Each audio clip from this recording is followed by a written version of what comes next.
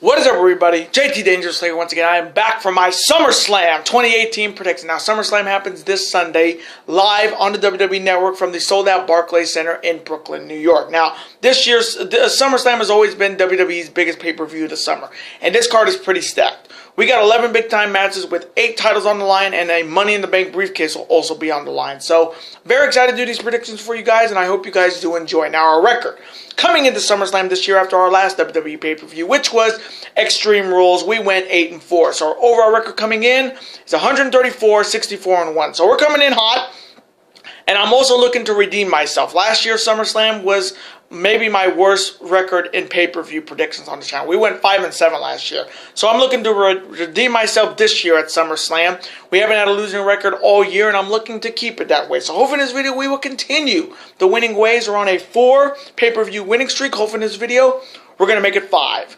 Now, if you have not checked out my NXT TakeOver Brooklyn 4 predictions yet, definitely go check them out today. This is the second video of the day. So hopefully you guys will show your love on both these videos. As always, show your love and your support by watching the video, super kicking that like button, and voicing your opinions and your picks in the comments section down below.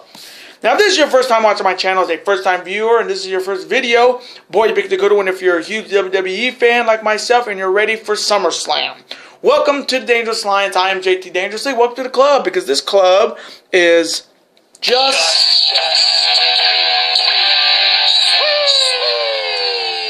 whoop, whoop. Again, thank you guys so very much. Now, other than that, let's get right into these predictions. Now, I may move through these matches a little bit fast because some of these matches I don't give a shit about. But if they do add any other matches to this card, I'll have them in the comment section down below. But I'm going to do the 11 matches that are already been confirmed. Starting off with the first matchup, it is a singles match between Finn Balor versus Constable Baron Corbin. Now, hopefully this rivalry will end. It's been a kind of a joke because it's been the Big Cass versus Daniel Bryan storyline.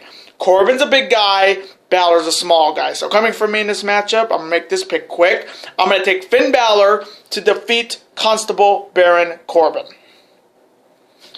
And now the next matchup, it is for the Cruiserweight Championship. Starting off with the challenger, he is looking to become the next Cruiserweight Champion. He's the submission specialist, Drew Gulak, and he is challenging the reigning and defending Cruiserweight Champion. He is Cedric Alexander. Now, Gulak won a fatal 4-way match a couple weeks ago on 205 Live to become the #1 contender, and he has tapped out almost everybody on that 205 Live roster.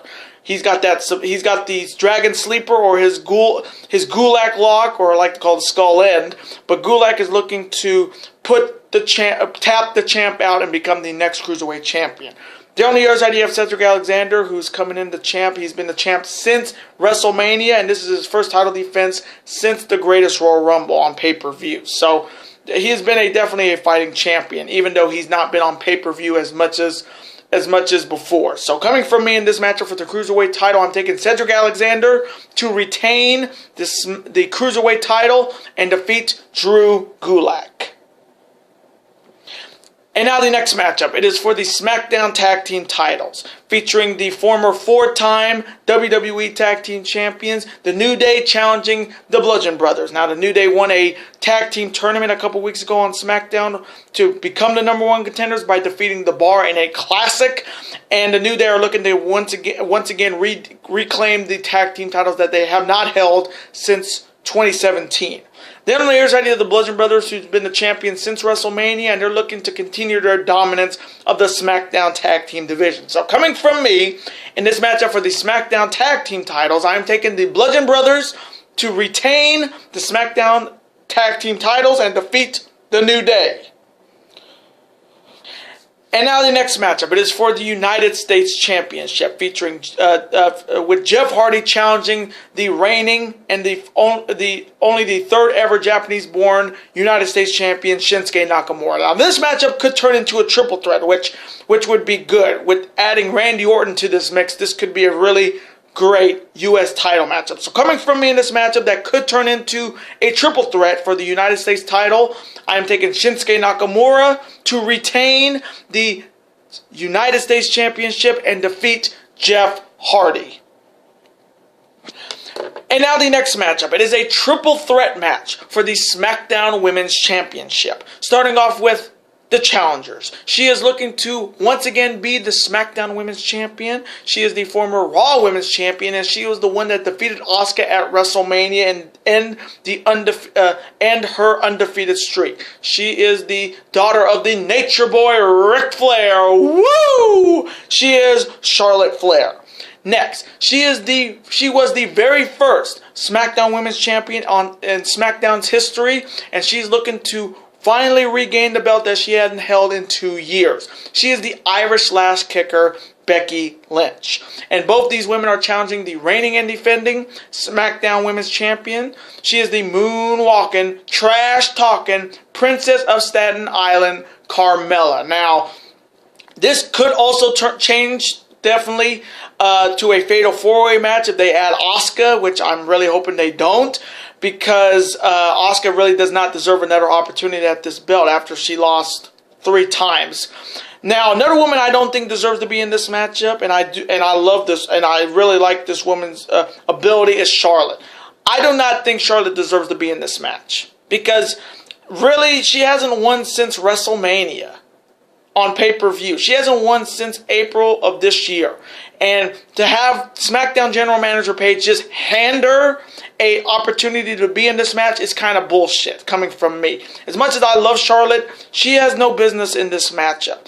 The woman that deserves a one-on-one opportunity is Becky Lynch. Since after Money in the Bank, she has been on fire. She has tapped out Billie Kay, Peyton Royce, Sonya Deville, Mandy Rhodes, and tapped out Charlotte. So to say, I don't understand why they did not just give Becky her one-on-one shot, because she did beat Carmella a couple weeks ago to become the #1 contender, yet it seems like WWE doesn't think Becky can win one-on-one. So they're going to put a couple roadblocks in her way, like her best friend Charlotte or a wild card like Asuka. But Becky absolutely got screwed coming from me from WWE. A woman that was the very first SmackDown Women's Champion to not get a one-on-one fair opportunity at this belt that she hadn't held in 2 years. I mean, come on, WWE. Like, really, come on. And then you have Carmella, who's been the champion since the night after WrestleMania. She has been, I think she is undefeated on pay-per-view since winning the SmackDown Women's Championship. By a couple interference by James Ellsworth, but with James Ellsworth gone, she now has to do it on her own. But she has proven that she can win without help. She beat Charlotte at Backlash, if you remember, clean. So she can win, but I don't think I think the women's division on SmackDown needs a new face. So coming from me in this triple threat matchup that could turn into a fatal four-way, hopefully not, for the SmackDown Women's title, I am taking... This one's so damn tricky. Like, if this was a one-on-one matchup, you already know I would go with Becky. But now it's a triple threat that could turn into a fatal four-way. Knowing WWE, they're going to give it to Charlotte, just to have Charlotte Asuka 2.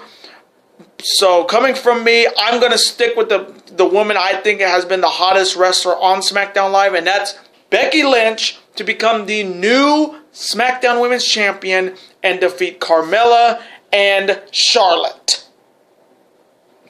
And now the next matchup. It is a very unique one-on-one battle for the Money in the Bank briefcase. On one side, he is the former and only the second Universal Champion in WWE history, and he's looking to win this briefcase and finally get the rematch he's looking to finally get his opportunity to regain the Universal Champion. He is the former NXT Champion, a former United States and Intercontinental Champion. He is the prize fighter, Kevin Owens.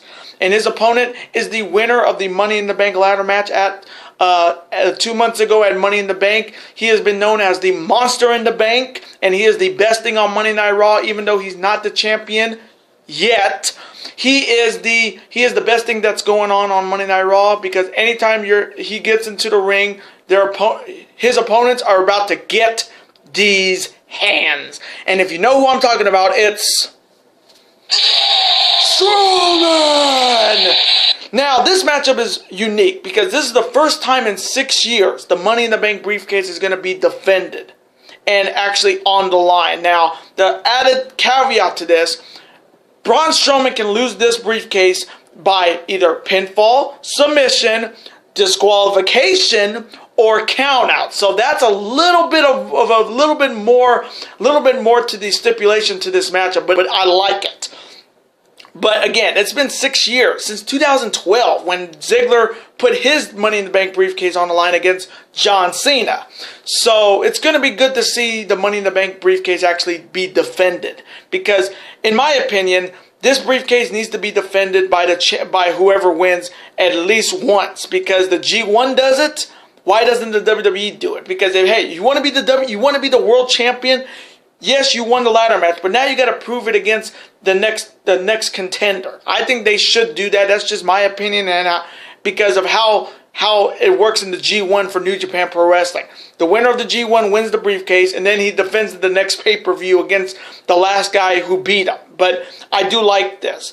And Kevin Owens does have a pinfall a victory over Braun Strowman. If you saw Extreme Rules, he won that cage match via escape.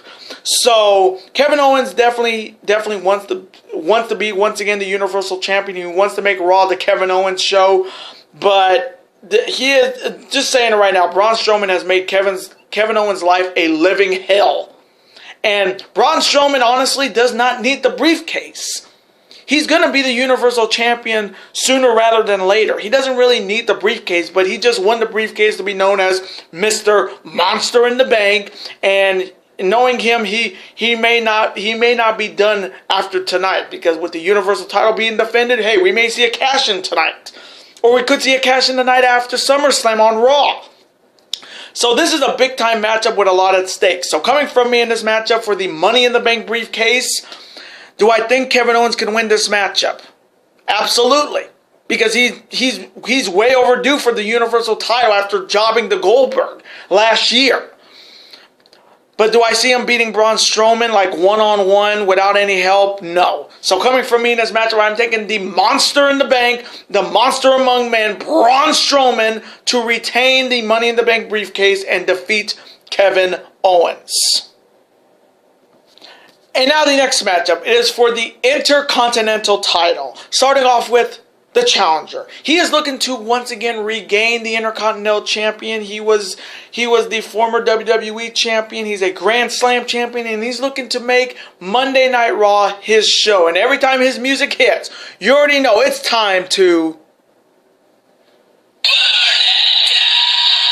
He is CrossFit Jesus. He is Seth freaking Rollins, and Rollins is challenging the reigning and defending Intercontinental Champion. He's the self-proclaimed show-off, accompanied by his bodyguard Drew McIntyre. He is Dolph Ziggler. Now, this is a rematch of their matchup at Extreme Rules last month in that 30-minute Iron Man match in which Dolph Ziggler won in overtime with help from Drew McIntyre to retain the Intercontinental title. Now, we all know what that crowd did, and it kind of ruined that match.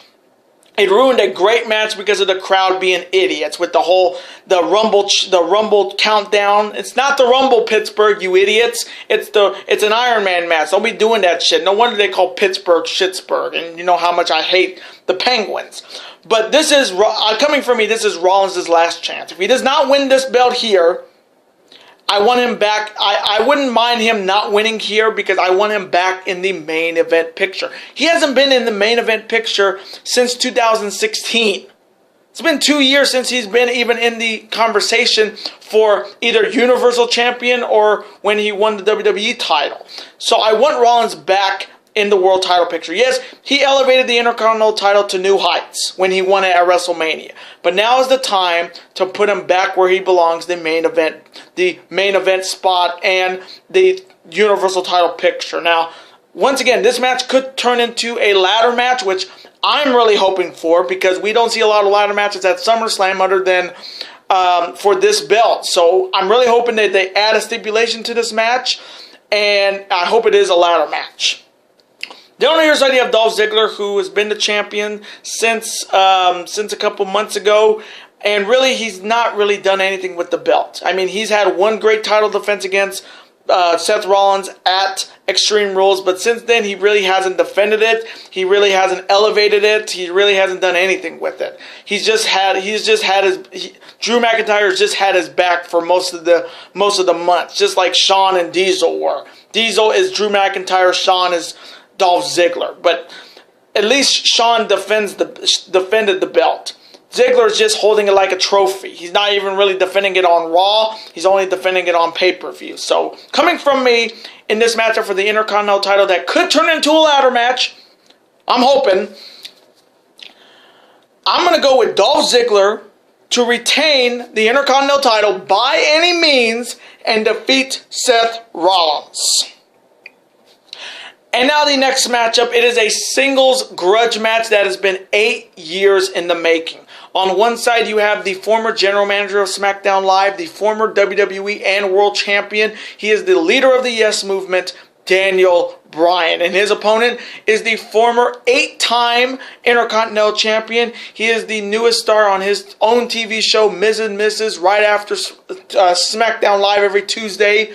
He is the A-lister, The Miz. Now, this has been brewing since that Talking Smack segment, when Daniel Bryan called Miz's style very cowardly, and Miz went off on him. We all saw that video, and it's been brewing ever since. Now, Daniel Bryan is just coming off his retirement that he had, and then he's back in 2018. But really, he hasn't really done anything to say I'm excited for this return for Daniel Bryan. I mean, he really hasn't done anything. I mean, yes, he beat Big Cass twice, and he on one-on-one, and this is only his third singles match since in 2.5 years. So this Daniel Bryan comeback has been kind of a weak comeback, but I can see what they're trying to do. They're trying to start him up with somebody big and then somebody that he can easily beat. And this is Daniel Bryan's first SummerSlam since 2013. It's been that long since we haven't seen Daniel Bryan at SummerSlam. We all know what happened at that pay-per-view in 2013. Then on the other side, you have The Miz, who is looking to get a big win. This is going to be the biggest match of his career because he needs a win here. And they haven't met since Night of Champions of 2010, 8 years ago, in which Daniel Bryan beat him. Miz has been talking a lot, and some of the stuff he has been saying about Daniel Bryan is true. He's saying that I've done more than you've done in 1 year than I've done more. He has done more this year and the year before than Daniel Bryan has done all year this year. So Miz definitely needs this win because he hasn't got a big win at a big time pay-per-view against a guy that is easily better than him. I mean, no offense, but Daniel Bryan is easily better than The Miz. But Miz needs to win this matchup. And if Miz does not win this matchup coming from me, he will never be WWE Champion. I'm hoping that they add a stipulation to this that if The Miz beats Daniel Bryan, he would have to leave the WWE because as of right now, Daniel Bryan has not re-signed with the company. So if I was fantasy booking this, I would do it like this. I would have Miz defeat Daniel Bryan. Daniel Bryan is off WWE pay-per-views for a couple months. Miz then wins the WWE title. Then we go into the Royal Rumble in January in Chase Field in Arizona. Number 30 goes off, and it's Daniel Bryan. Bryan then wins the Royal Rumble, becomes the number 1 contender, and then we have the matchup everybody wanted. Miz defending the WWE title against Daniel Bryan. That's how I would book this. So coming from me in this grudge match, 8 years in the making, this one's so damn tricky. Because if Miz does not win this, he'll never be a bigger star than Daniel Bryan, and he needs a big win at this pay-per-view. So coming from me, and I may get this one wrong, but I'm gonna just be ballsy. I'm taking The Miz to beat Daniel Bryan. And now the next matchup, it is for the Universal Championship in a matchup nobody wanted. On one side, you have, starting off with the challenger. He is looking to finally win his first major title in 2 years. He is the self-proclaimed big dog, and he's in his yard. He is Roman Reigns. And Roman Reigns is challenging the not so reigning, not so defending, not so undisputed Universal Champion. He is the Beast Incarnate, Brock Lesnar. Now, this is the fourth match between these two, all the way back from SummerSlam last year. And then they have the match at WrestleMania, then the match at the Royal. So this is the fourth match between these guys, and all I gotta say is, why? Why are we getting this again? And knowing WWE, this is going to be the main event of SummerSlam, and you know nobody wants it. People are going to start leaving, and they're going to just continue to bitch about it, and I'm with them. I do not want to even make a pick in this predictions. I don't even want to make a pick in this match. But if you're twisting my arm, who I'm picking to win this matchup for the Universal title, I picked Roman Reigns in those last three meetings. He lost. And I have heard Brock Lesnar has been talking with Vince McMahon about working with WWE and UFC at the same time. So, coming from me, if I had to make a pick, and if you're twisting my arm, I'm gonna take. Man, this one's so damn tough. And I'm gonna go with Brock Lesnar to retain the Universal Championship and defeat Roman Reigns. And now the next matchup, it is for the Raw Women's Championship. Starting off with the challenger. She is looking to finally win her first Raw Women's Championship, and she is a UFC Hall of Famer and the former UFC Women's Bantamweight Champion. She is Ronda Rousey, and Ronda Rousey is challenging the reigning and defending and five-time Raw Women's Champion. She is Little Miss Bliss, Alexa Bliss. Now, this whole thing started at Money in the Bank when Ronda Rousey was challenging in her first opportunity at the Raw Women's title against Nia Jax. She was at the cusp of winning the belt when Alexa Bliss came out, attacked her with the briefcase, and then she cashed in that briefcase to become a five-time Raw Women's Champion. A five-time Women's Champion. Then the next night on Raw, Alexa Bliss was talking a lot of smack. Ronda Rousey comes storming down, and of course Alexa Bliss wanted to instigate something and called her an overhyped rookie, in which Ronda Rousey went ballistic, attacked her with the briefcase, attacked Kurt Angle with the briefcase, and then drove Alexa Bliss through the table, in which Kurt Angle then suspended Ronda Rousey for 30 days. Then we saw her at Extreme Rules get involved in the Extreme Rules match when Alexa Bliss was defending the belt against Nia Jax, in which the following night after Extreme Rules, Ronda Rousey came back out. Kurt Angle said the suspension, as soon as the suspension is over, you will have an opportunity to win the Raw Women's title at SummerSlam. Now, starting off with Ronda Rousey, she has impressed me. I cannot deny it. She has impressed me. Her matchup at WrestleMania was solid. Her matchup at Money in the Bank this year against Nia Jax was impressive. And she is definitely a star in the WWE. My only problem is, if she wins this match, will she defend the title at every pay-per-view? I mean, she had her first match 2 weeks ago on Monday Night Raw against Alicia Fox. That should have happened 2 weeks before Money in the Bank. But they had the match on Raw and it was okay. But my problem is with Ronda Rousey is, if she wins the belt, will she do what Brock Lesnar's been doing with the Universal title? Show up every other pay-per-view, not defend the belt, not even wrestle on Monday Night Raw at all. That's what I'm really worried about with Ronda Rousey if she wins this matchup. And then on the other side, you have Alexa Bliss, whose history is not on her side in this match. And now here's the dangerous fact. The Raw Women's title has never been retained at SummerSlam. It changed hands in 2016, and it changed hands last year. And who was the champion last year? Alexa Bliss. So history is absolutely not on Alexa Bliss's side. So coming from me, in this matchup for the Raw Women's title, this match could go maybe 10, 15 minutes tops, but the facts are the facts, and the result is going to be still the same. I am taking Ronda Rousey to become the new Raw Women's Champion and tap out Alexa Bliss.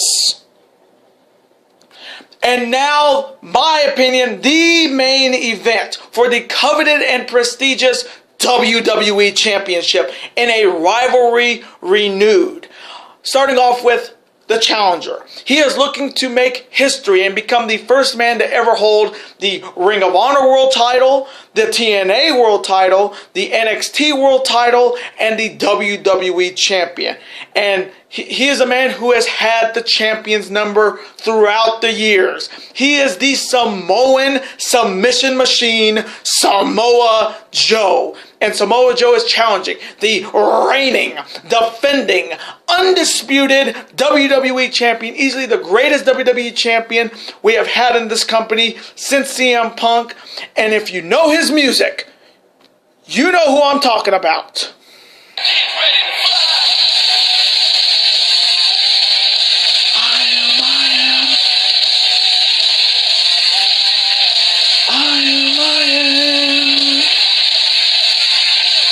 Get ready to fly!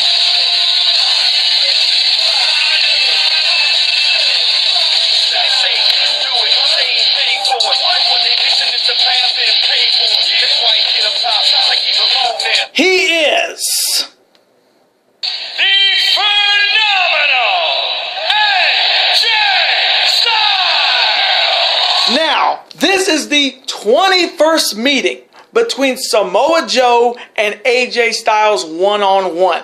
Joe leads this series 16-4. Now, Styles' last win against Samoa Joe one-on-one happened all the way back at TNA's Against All Odds in 2010. So Styles has not beaten Joe in 8 years. And Joe's last win against AJ Styles, you got to go all the way back to 2013 during the Bound for Glory series. So Joe has not beaten Samoa Joe. Joe has not beaten AJ Styles in 5 years. So these two are looking to end one drought against the other. Now, this is the first time they've ever met in WWE, and if you remember all of their matches in TNA, there's only 2 words to describe this rivalry: magic and never bad. Because all of their matchups, all of the 20 matchups they have had in throughout Ring of Honor and TNA have been classics, instant classics, and there's never been a bad match between these two. Unlike the Nakamura-AJ rivalry, this one's going to actually deliver. Now, starting off with Samoa Joe, this is a big opportunity. He even said this is the biggest match of his career to make history and become I think the only man to ever hold the Ring of Honor title, the TNA title, the NXT title, and the WWE Championship. And he has had AJ Styles' number. He's 16. He's only lost 4 times to AJ Styles in this rivalry, which is crazy. And Joe has definitely made it personal by calling AJ a terrible father, which definitely cut really deep and made this matchup a little bit more personal for the champion. Then on the other side, you have AJ Styles, who's coming in being the WWE champion. He's been the champion since November of last year. He's been the champ for nearly 10 months. And this has been this is what you call a real WWE champion. Not like like posers like Brock Lesnar who don't even defend the title every pay-per-view. AJ Styles has defended that belt every pay-per-view. And you cannot deny he is the greatest WWE champion they have had since CM Punk. But there is history involved. Here's the dangerous fact. The WWE title has been defended at SummerSlam 25 times. Champions here are 19-6. Now, the last time the WWE title was retained at SummerSlam, last year, Jinder Mahal. The last time the title changed hands was all the way back when the WWE title actually main evented a SummerSlam when Brock beat John Cena in 2014. That's how long the WWE title hasn't main evented a SummerSlam. So WWE, start thinking about what put your company on the map. That was the WWE title. So that coming from me, this is the main event. Nothing, and Brock Lesnar and Roman Reigns is not even main event material. But AJ has been a fighting champion. He's been a phenomenal champion. But he hasn't beaten Joe. He hasn't beaten Joe in 8 years. That's a big tell. And he's only beaten Samoa Joe only 4 times. And history when it comes to titles in these two, Joe has the advantage because Joe ended AJ's X Division title reign and Turning Point in 2005. But these two have just met so many times. This is going to be a matchup I cannot wait for. So coming from me in the true main event for the WWE Championship. Oh man, this one's so damn tough. Joe definitely has the strength, and he definitely has the advantage in strength.